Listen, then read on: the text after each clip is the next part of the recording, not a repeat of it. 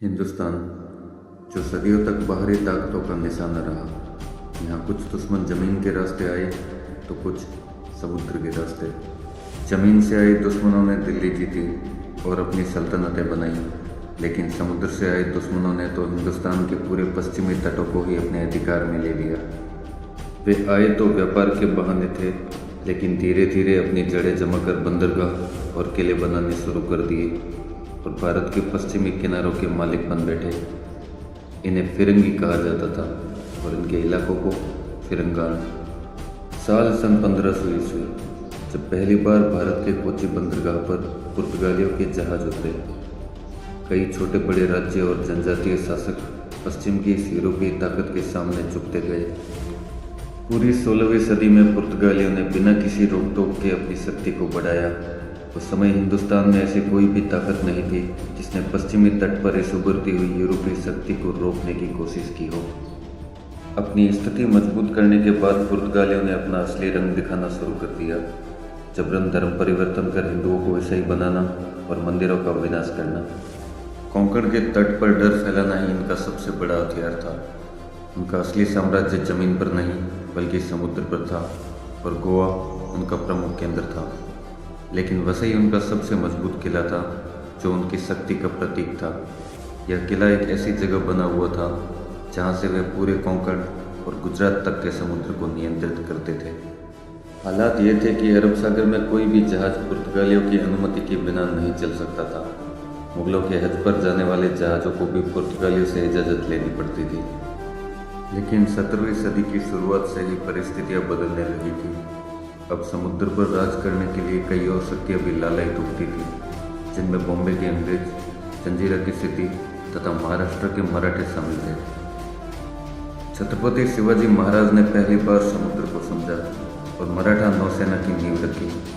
उन्होंने कल्याण और खंडेरी द्वीप पर कब्जा कर पुर्तगालियों की शक्ति को पहली बार चुनौती दी। लेकिन ये तो बस शुरुआत थी, क्योंकि अब इस संघर्ष में उतरने वाला था एक ऐसा योद्धा जिसने जमीन पर मुगलों को हरा दिया था और अब उसकी निगाहें हिंदुस्तान के समुद्र पर टिकी थी।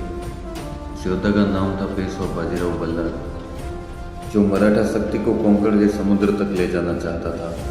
अब पुर्तगालियों की सत्ता का गढ़ वसई का किला बाजीराव के निशाने पर था। जल्द ही कुछ ऐसी परिस्थितियां बनने वाली थी कि बाजीराव और पुर्तगालियों का पहली बार आमना सामना होगा। छत्रपति साहू ने कल्याण और खंडेरी द्वीप अपने एक सरदार कान्होजी आंग्रे को सौंप दिए और उन्हें मराठा नौसेना का सरखेल यानी एडमिरल घोषित कर दिया। बॉम्बे के अंग्रेजों ने दावा किया कि खंडेरी द्वीप पर उनका अधिकार है, क्योंकि सन 1662 ईस्वी में जब पुर्तगाली राजकुमारी कैथरीन ब्रिगेंजा की शादी इंग्लैंड के राजकुमार चार्ल्स द्वितीय से हुई थी, तब पुर्तगालियों ने इस द्वीप समेत मुंबई तथा उसके आसपास के इलाके अंग्रेजों को दहेज में दिए थे।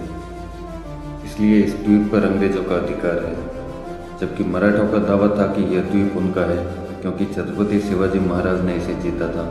कोंकण के समुद्र में अब लहरें सिर्फ पानी नहीं बल्कि सत्ता की टकराहट लेकर उठ रही थी। एक तरफ थे अंग्रेज, जो व्यापार के नाम पर किले खड़े कर रहे थे, और दूसरी तरफ थे पुर्तगाली, जो पूरे पश्चिमी तट को ही अपनी जागीर समझ बैठे थे। अंग्रेजों ने अपने कई जहाजी बेड़े खंडेरी द्वीप को जीतने और कान्होजी आंग्रे के खात्मे हेतु भेजे, लेकिन हर बार उन्हें पराजय का सामना करना पड़ा। आंग्रे का साफ संदेश था कि कोंकण के समुद्र पर अब किसी भी फिरंगी का राज नहीं चलेगा। बॉम्बे के इतने निकट खंडेरी द्वीप पर बढ़ती हुई मराठा शक्ति से अंग्रेज चिंतित थे। आंग्रे का खात्मा करने के लिए उन्होंने पुर्तगालियों से हाथ मिला लिया। जब बाजीराव को इस गठबंधन की खबर मिली तो उन्होंने इंतजार नहीं किया और तुरंत एक सशक्त फौज कान्होजी आंग्रे की मदद खातिर रवाना की। यह सिर्फ एक मदद नहीं थी, ये एक ऐलान था कि समुद्र हो या जमीन, मराठा साम्राज्य के खिलाफ कोई भी गठबंधन नहीं चलेगा। खंडेरी और कोलाबा में हुई मुठभेड़ों में मराठा फौजों ने अंग्रेजों व पुर्तगाली दोनों की संयुक्त शक्ति को निर्णायक रूप से परास्त कर दिया।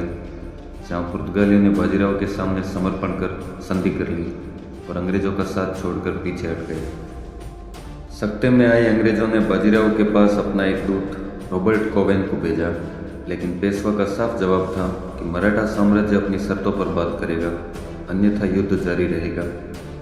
अंग्रेजों ने लंदन भेजे अपने पत्रों में कई बार मराठा साम्राज्य और पेशवा बाजीराव की बढ़ती हुई ताकत का जिक्र किया है, उन्होंने लिखा कि हिंदुस्तान के हालात बिगड़ रहे हैं, मराठे हर जगह हमला कर रहे हैं, सूरत का व्यापार बिल्कुल ठप हो चुका है। 1725 तक कोंकण में एक अस्थायी शांति स्थापित हो चुकी थी। समुद्र अब शांत था, लेकिन ये सिर्फ आने वाले तूफान से पहले की खामोशी थी।